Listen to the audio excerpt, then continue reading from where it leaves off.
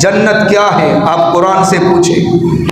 اللہ تعالیٰ فرماتے وَسَارِعُوا إِلَىٰ مَغْفِرَةٍ مِّن رَّبِّكُمْ وَجَنَّةٍ، اللہ فرماتے ایک دوسرے سے آگے بڑھو جنت کی طرف، جنت کی طلب میں ایک دوسرے سے آگے بڑھو۔ یہ نہیں فرمایا جنت کو طلب کرو، طلب میں ایک دوسرے سے آگے بڑھو۔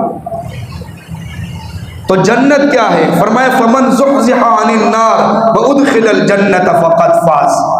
اللہ نے فرمایا جو آگ سے بچ گیا اور جنت میں داخل ہوا یہ کامیاب ہے۔ ہمارے ہاں تو ہم یہ سمجھتے ہیں نا جس کے پاس بہترین گاڑی ہو اور بہترین مکان ہو، بہترین رہائش ہو، سہولتیں ہو، وہ کامیاب ہے، لیکن قرآن کہتا ہے جو جہنم سے بچ گیا اور جنت میں داخل ہوا یہ کامیاب ہے۔ اب جنت ہے کیا؟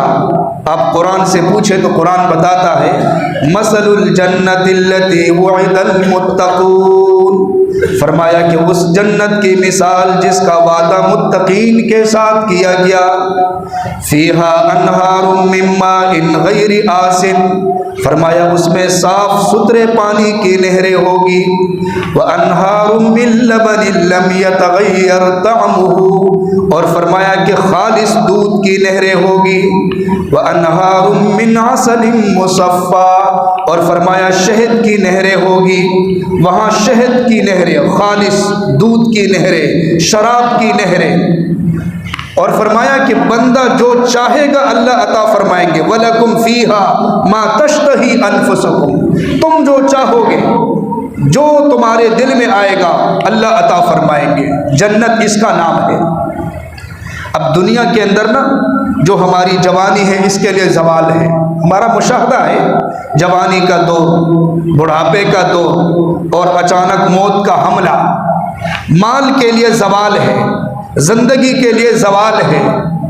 نعمتوں کے لیے زوال ہے اور صحت کے لیے زوال ہے، لیکن وہاں جو ہمیں زندگی ملے گی جوانی بھی ہمیشہ کے لیے، نعمتیں بھی ہمیشہ کے لیے، سہولتیں بھی ہمیشہ کے لیے، ان سہولتوں کے لیے فنا نہیں ہوگی۔ اللہ کے نبی نے فرمایا اغتنم خمسا قبل خمس،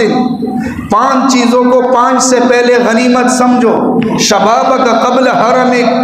جوانی کو بڑھاپے سے پہلے، جوانی کا خون چل رہا ہے، بڑھاپا انتظار کر رہا ہے، اور فرمایا بصحتک قبل سقمک، اور اپنی صحت کو بیماری سے پہلے غنیمت سمجھو، اب صحت کی حالت ہے لیکن بیماری انتظار کر رہی ہے، وحیاتک قبل موتک، اور زندگی کو موت سے پہلے، اب زندگی کا چراغ روشن ہے، روح جسم کے اندر ہے، اچانک اللہ کی طرف سے فرشتہ آئے گا، روح قبض ہو جائے گی۔ دنیا کی زندگی تو یہ ہے، لیکن جنت کے بارے میں آپ نے کیا فرمایا؟ جب جنتی جنت میں جائیں گے اعلان کیا جائے گا یا اہل الجنہ، اے جنت والو، ان لکم ان تشبوا فلا تحرموا ابدا، ہمیشہ یہاں جوانی رہے گی، بڑھاپا قریب تک بھی نہیں آئے گا، وَإِنَّ لَكُمْ أَن تَصِحُّوا فَلَا تَسْقَمُوا أَبَدًا، ہمیشہ صحت رہے گی، بیماری قریب بھی نہیں آئے گی، وَإِنَّ لَكُمْ أَن تَحْيَوْا فَلَا تَمُوتُوا أَبَدًا، ہمیشہ زندہ رہو گے، موت نہیں آئے گی، وَإِنَّ لَكُمْ أَن تَنْعِمُوا فَلَا تَبْخَلُوا أَبَدًا، ہمیشہ نعمتوں کے اندر رہو گے، نعمتوں کے لیے زوال نہیں ہوگا۔ تو جو ہمیشہ کی زندگی، جوانی کے لیے زوال نہیں، انعامات کے لیے زوال نہیں، اس کے لیے ہمارے پاس ٹائم نہیں، وقت نہیں، اور جس کے لیے زوال ہے اس میں ہمارا ٹائم صرف ہوتا ہے۔ اب ہمارے ساتھی مجلس میں بیٹھے ہوئے ہیں لیکن بہت سارے پریشان ہوں گے کہ جی بات ختم ہو جائے تاکہ ہم نکل جائے، گلی کے اندر ادھر ہماری گفتگو شروع ہو جائے، وہاں 10 گھنٹے بھی گزر جائے تو کوئی بات نہیں۔ کوئی وزیر مشیر بیٹھ کر بات کرے نا بڑے غور سے سنتے ہیں، یہ وزیر ہے، مشیر ہے، عہدیدار ہے، اور پھر فخر سے جا کر بیان بھی کرتے ہیں جی وزیر سے میری مجلس ہو گئی، مشیر سے میری مجلس ہو گئی۔ آپ کو نہیں پتا یہ اللہ تعالیٰ کا کلام اور پیغمبر کا فرمان آپ کے سامنے بیان کیا جا رہا ہے۔ اس سے بڑی بات کس کی ہو سکتی ہے؟ اللہ کی بات اور نبی کی بات سے بڑی بات کس کی ہو سکتی ہے؟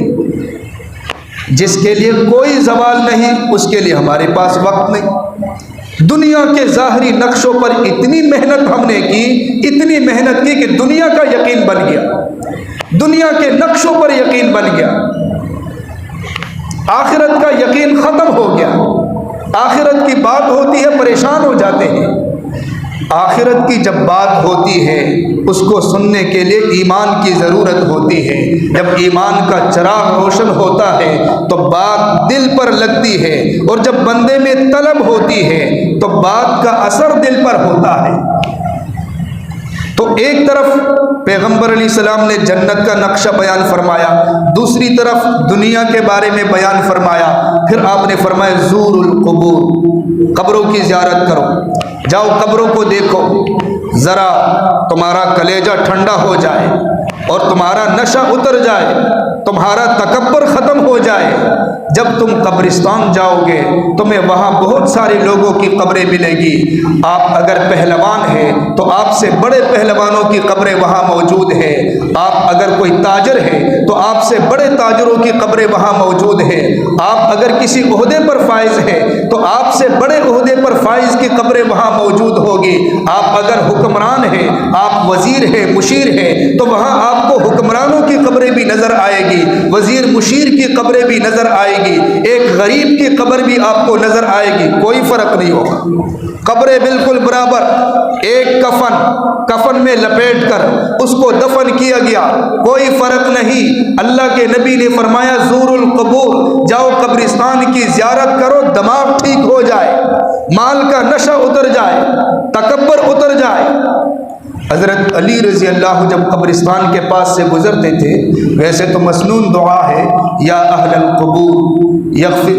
السلام علیکم یا اہل القبور یغفر اللہ لنا ولکم، یہ تو مشہور دعا ہے۔ حضرت علی رضی اللہ یہ بھی پڑھا کرتے تھے، السلام علیکم یا اہل القبور، پھر آگے فرماتے تھے سن لو، اموالکم قسمت، دن رات محنت کر کے تم نے جو مال جمع کیا وہ لوگوں میں تقسیم ہو گیا، وارثین جمع ہوئے، آپ کو کفن پہنا دیا، آپ کو قبر میں لٹا دیا، آپ کا سارا جمع مال انہوں نے تقسیم کر کے اپنا اپنا حصہ اٹھا لیا، پسینہ تو آپ کا نکلا تھا، محنت آپ کی تھی۔